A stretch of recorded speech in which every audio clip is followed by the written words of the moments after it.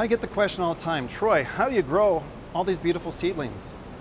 Even at times we struggle in germinating seeds. It's important to start with good quality seeds. We buy all our seeds from Johnny Seeds. They're great. They're all non-GMO, all certified, organic when available. So we encourage you, especially if you have kids, to propagate your own seeds. Germinate your own seeds. We want you to.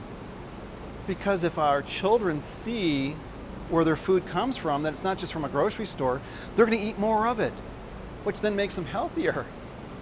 But for those of you that have a hard time, or you don't have a green thumb, or you're just too busy, well, we're here to help you. But we really like you to grow your own seeds because we know that in the long run, it's cheaper. But I know life gets busy. And so if you just need a few seedlings here and there, our part is to fill that gap when you need it. But we're going to be here to help you grow your own seeds as well.